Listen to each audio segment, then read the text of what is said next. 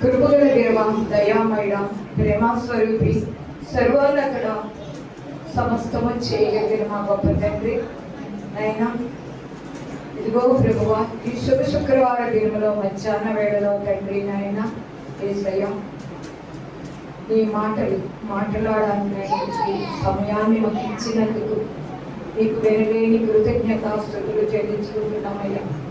దేవా తండ్రి నాయన, ఏ యోగ్యత లేని వంటి దానినయ్యా, పాపి దేనికి కూడా పనికిరాని వంటి దాన్ని ప్రభువా అని పిలిచి అడుగురాలని కాదు తండ్రి. అటువంటి పాపిని ప్రేమించి నాయన కనికరించి కృప చూపి నాయన నాకు ఇచ్చిన మాటను బట్టి నీకు స్తుతులు స్తోత్రములు చెల్లించుకుంటున్నానయ్యా. ఎలాగ మాట్లాడాలో నాయన, ఏమని వివరించాలో నాకైతే తెలియదయ్యా. జ్ఞానం ఇచ్చి నడిపించండి, నీ ఆత్మతో అభిషేకించండి నాయన. నీ బిడ్డలైన మేము మాట్లాడే మాట ప్రతి బిడ్డలకు అర్థమవులాగను మీరు మా పక్షము నుండి మాట్లాడండి ప్రభువా. నీకు వందనాలు స్తుతి స్తోత్రాలు చెల్లించండి. ఆమేన్. నాకు ఇచ్చిన మాట అండి 4వ మాట, మత్తయి సువార్త 27వ అధ్యాయము 46వ వచనం. యేసు ఏలీ ఏలీ లామా సబక్తాని అని బిగ్గరగా కేక వేసింది. ఆ మాటకు నా దేవా నా దేవా నన్నెందుకు చేయి విడిచితివని అర్థము. అక్కడ నిలిచి ఉన్న వారిలో కొందరు మాట విని ఇతడు ఏలియాను పిలుచుచున్నాడని అనిది.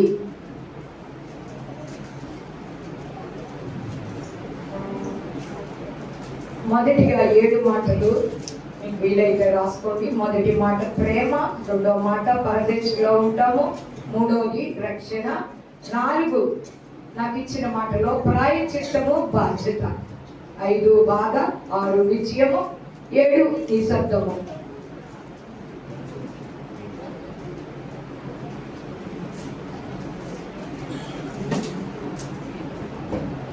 ముందుగా ఆమోసు ప్రవక్తతో దేవుడు ముందుగానే మాట్లాడి ఉన్నాడు. అనేక సంవత్సరాల ముందు దేవుడు పరిశుద్ధ గ్రంథంలో ఆమోసు ప్రవక్త ద్వారా రాయబడించారు. ఆమోసు ప్రవక్త 8:9 వచనం అండి.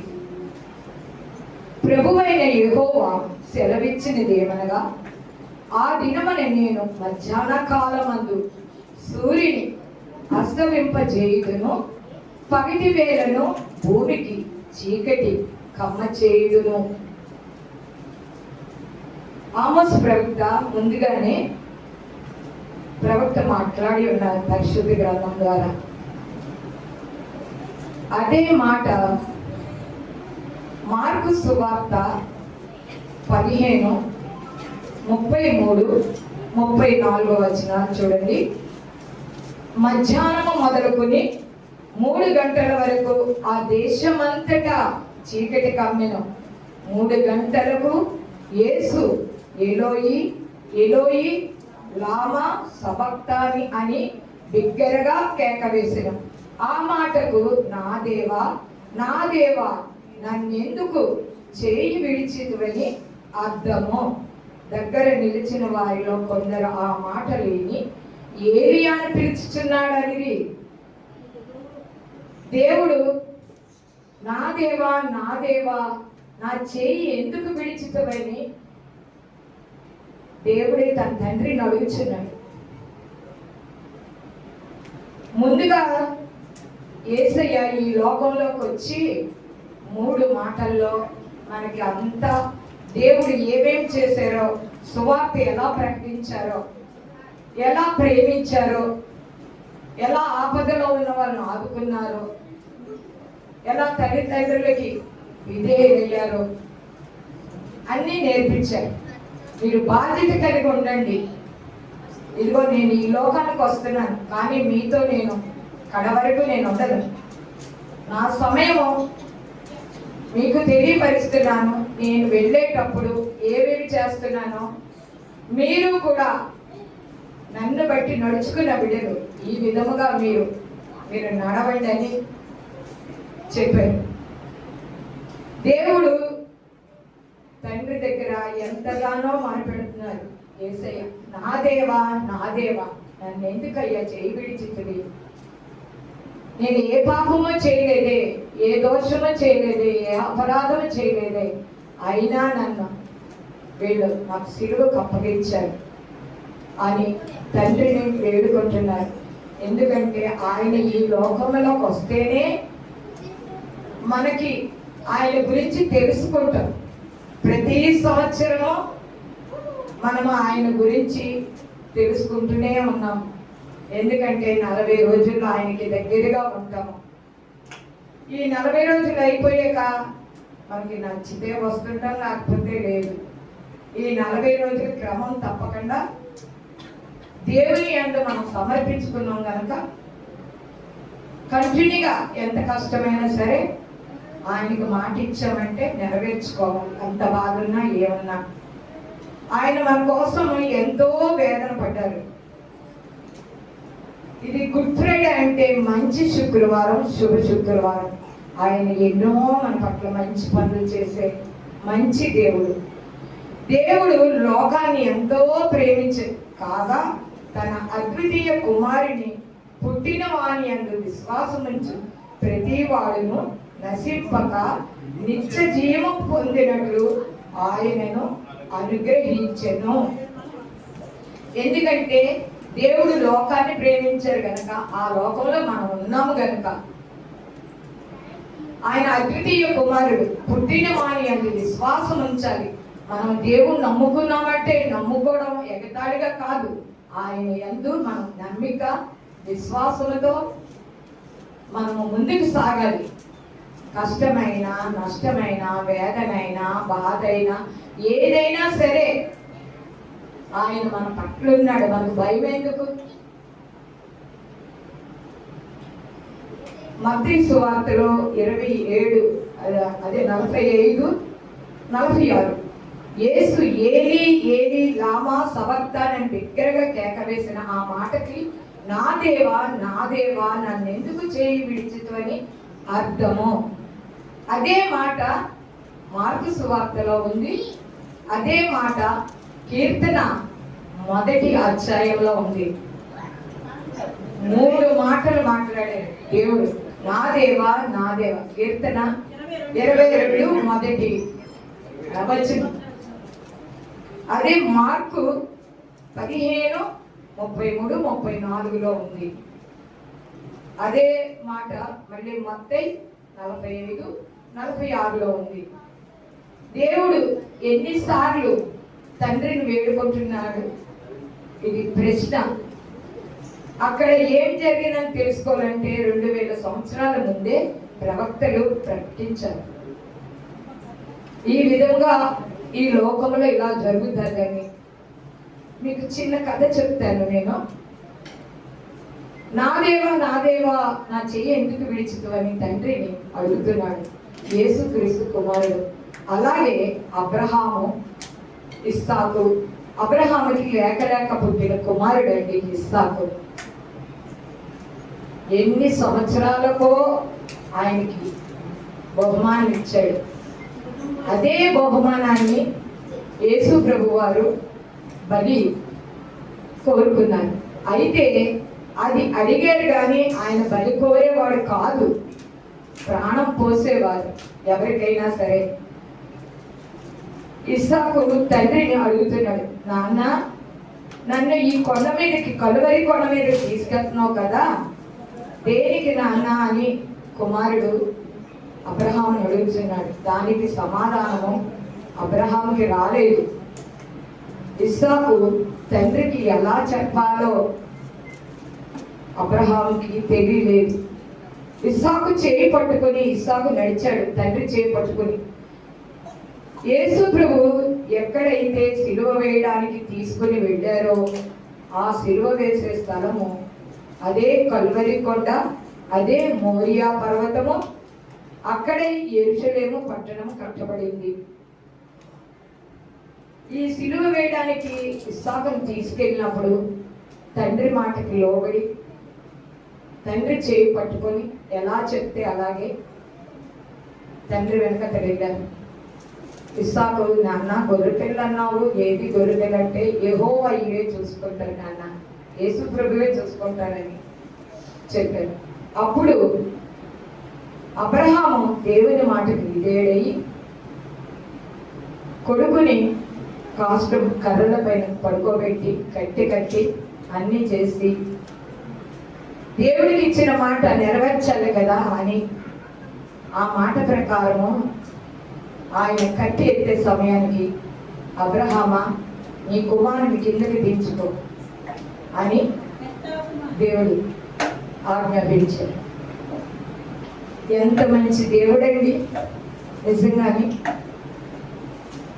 ఈ లోకంలో తల్లిదండ్రులుగా మనం మన బిడ్డలకు ఏదైనా అడిగేటప్పుడు ఇవ్వకపోతే ఆ మనసు అంతా మన బిడ్డలపైన ఉంటుంది.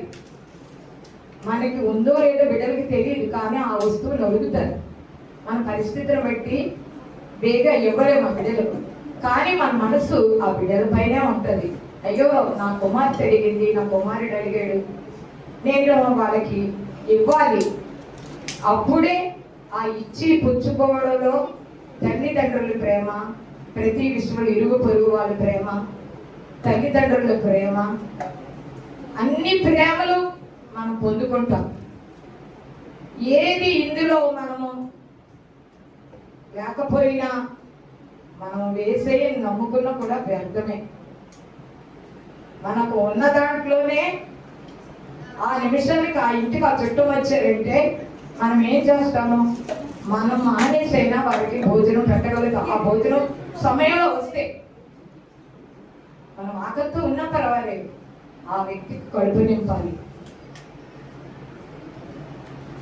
యోహాను 10:18 యేసయ్య మాట్లాడిన మాట, సర్వ సృష్టి దేవుడే కలుగజేశాడు, దేవుని శ్రమ చూసి ఆ సృష్టి అంతా దేవునికి సాగిలపడింది. ఆయన మోరే పర్వతం మీద, కల్వరి కొండ మీద సిలువ వేయడానికి తీసుకెళ్ళేటప్పుడు దేవుడు సృజించిన సృష్టి ఎంతో బాధాకరంగా ఉంది. దేవుడు పరిసయ్యుల్ని, శిష్యుల్ని అందరినీ కూడా మెలకువగా ఉండి ప్రార్థన చేయండి అని చెప్పారు. దేవుడు ఇంత శ్రమ పడుతున్నా ఇంత పెద్ద కేక వేశారు. దేవుడు, నా దేవా నా దేవా నన్ను ఎందుకు చేయి విడిచితమని అంత బిగ్గరగా కేకేశారంటే ఇందులో నిద్రపోయిన వారు లెగుస్తారని. ఏంటి వాళ్ళు, కానీ దేవుని మాటకు కేకకు వారికి లగలేదు. ఆయన వచ్చిన పని యోహాను 10:18 ఎవడునో నా ప్రాణం తీసుకున్నాడు, నా అంతటి నేనే దానిని పెట్టుచున్నాను, దాని పెట్టుటకు నాకు అధికారము కలదు, దాన్ని తిరిగి తీసుకున్నటకు నాకు అధికారము కలదు, నా తండ్రి వలన ఈ ఆజ్ఞ పొందితనని తండ్రి చిత్తము నెరవేర్చువాడు. చూసారండి, ఆయన తండ్రికి ఏ మాట అయితే ఇచ్చుకున్నారో కుమారుడుగా తండ్రి ఏ విధముగా బిడ్డను లోకంలోకి పంపించారో ఆయన 33.5 సంవత్సరాలు మంచి యవ్వన ప్రాయంలో ఉన్న యేసయ్య 30 సంవత్సరాలు బాగానే 3.5 సంవత్సరాలు పరిచర్య చేశారు. అనేక మందికి సువార్త ప్రకటించారు. ఏమీ లేని వారికి గాడిదను ఉపయోగించుకున్నారు. యేసయ్య విమానంలో వెళ్ళలేరా, కారులో వెళ్ళలేరా, కానీ అలా ఎంచుకోలేదు, తగ్గించుకున్నారు. యేసయ్య తగ్గించుకుని పనికిరాని గాడిదను తన వాహనం కింద చేసుకుని ఆ గాడిదకి ఎంతో విలువ తెచ్చారు. అలాగా మనము, దేవుడు ఎప్పుడూ ధనవంతులు ప్రేమించడు, పేదవారి పట్లే ఉంటాడు, దీనులు ఎడల ఉంటారు దేవుడు. ఎప్పుడు కూడా మనం మొరపెడితే ఆయన మన ప్రార్థనకు దగ్గరగా ఉంటారు.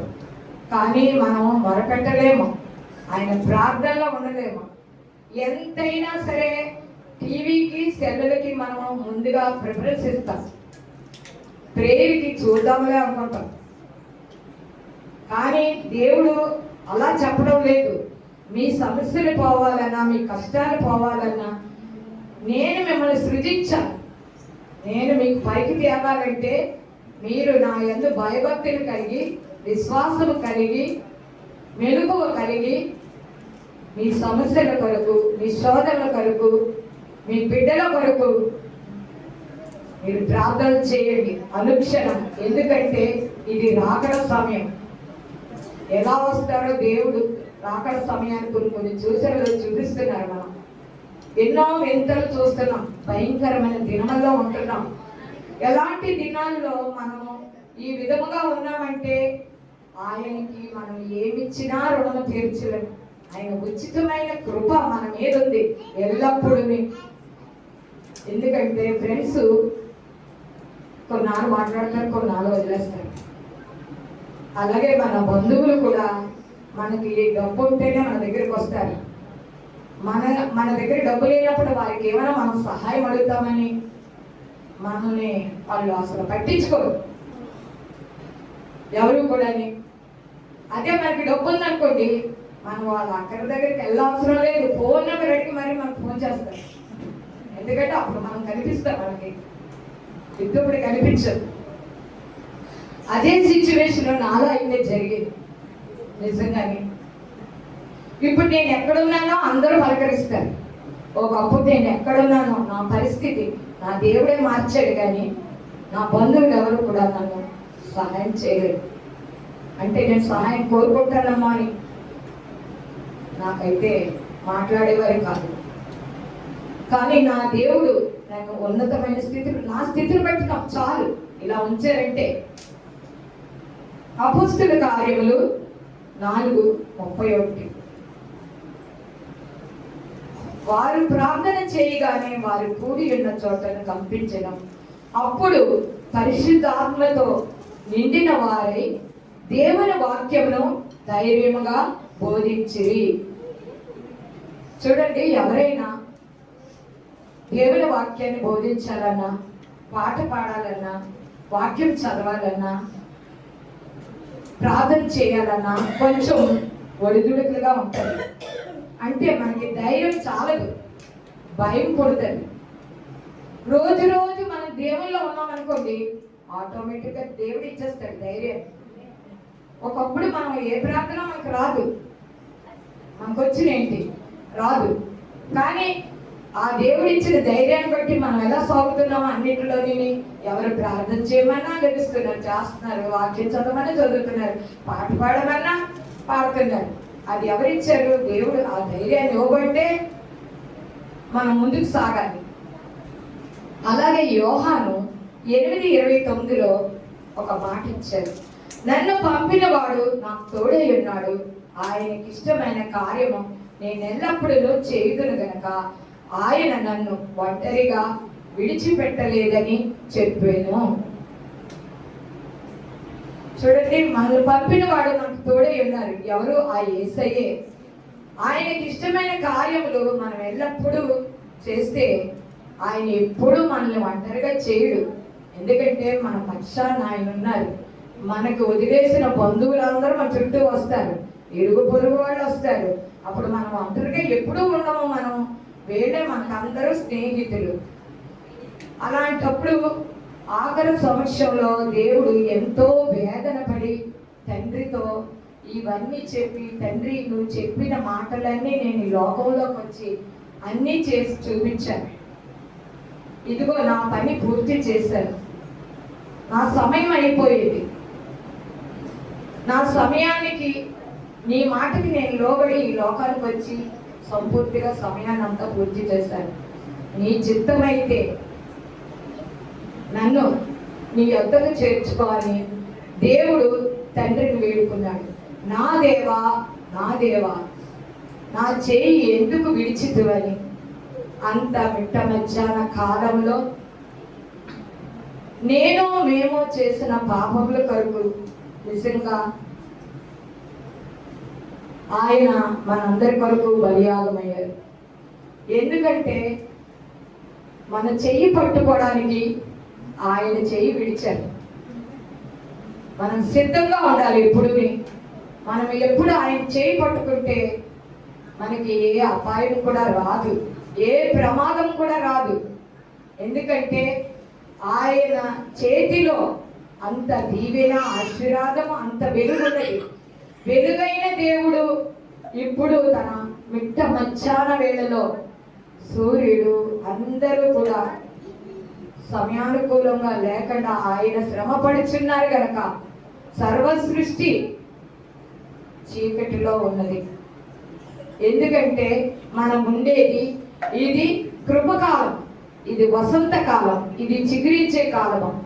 ఈ శ్రమలన్నీ మన దేవుడు మన దగ్గర తీసుకుని మనకి మంచిగా ఉండడానికి ఈ వసంత వేళలో, ఈ చిగురించే వేళలో, ఈ ఆశీర్వదించే వేళలో దేవుడు మన చెయ్యి పట్టుకుంటాడు. ఎప్పుడు దేవుని చెయ్యి మాత్రం ఎలా ఒడిదుడుకులు వచ్చినా, ఎంత సమస్యలు వచ్చినా దేవుని చెయ్యి మాత్రం ఎవరు విడవకూడదు. ఎందుకంటే ఆయన మన చెయ్యి పట్టుకున్నారంటే మనకు అంచెలంచెలుగా దీవించే దేవుడు ఈ మాటల్ని దీవించును గాక. ఆమేన్. చాలా చక్కగా మాట్లాడారు. దేవుని కలుగును గాక. నెక్స్ట్ లక్ష్మి గారు మన మనుషులు.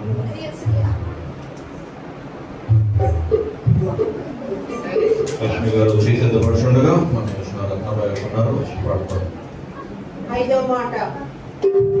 జీవపు ఊటలు అధిపతి యేసు, ఎండిన గొంతున దాహమునొందెను. జీవపు ఊటల అధిపతి యేసు, ఎండిన గొంతున దాహమునొందెను.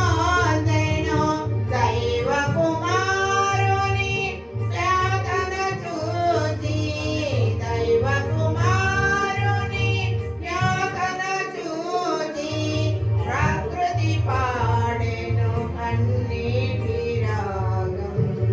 ప్రకృతి పాడెను కన్నీటి రాగం.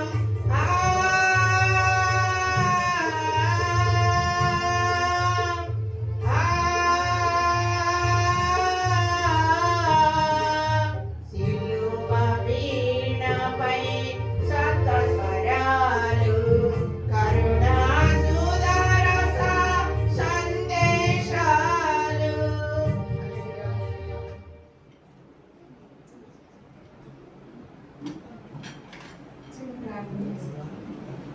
కరుణ మీద, దయ మీద, ప్రేమ మీద విషయాన్ని పొందడానికి అయ్యా తండ్రిగా ప్రభా తండ్రి, నాకైతే ప్రభా తండ్రి